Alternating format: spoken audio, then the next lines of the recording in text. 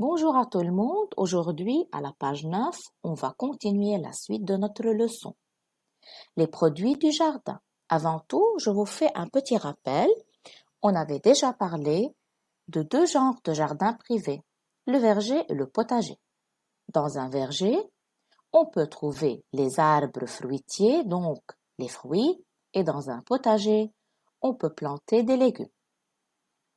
Je vais vous demander d'observer avec moi ce premier document. C'est un panier de fruits. Allez, on va essayer de reconnaître quelques fruits ensemble. La pastèque, l'orange, les fraises, les bananes et les pommes. Exactement. Donc, ce sont des fruits. On les plante dans un verger. Et les arbres de fruits sont nommés des arbres fruitiers. Par exemple, l'arbre de l'oranger, de pommier et de bananier. Dans le deuxième document, on trouve un panier plein de légumes. Et où plante-t-on les légumes? Sûrement, on les plante dans un potager. Allons-y, on va énumérer quelques légumes présents dans ce panier. La laitue, les carottes, les tomates, les concombres, les radis, la pomme de terre et l'artichaut. Exactement.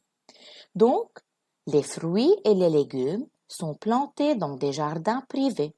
Les fruits sont plantés dans un verger et les légumes sont plantés dans un potager. Les fruits et les légumes font partie de notre nourriture.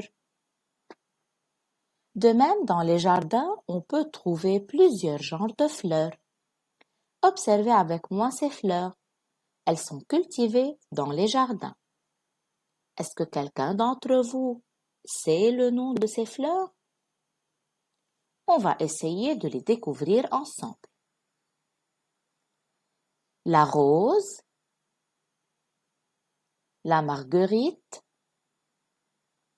l'hortensia et le pétunia. Donc, ces fleurs, on les trouve dans les jardins. Ensemble, on va voir cette petite vidéo.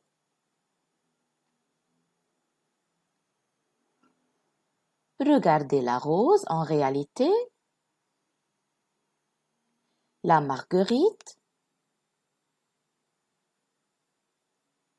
l'hortensia et le pétunia.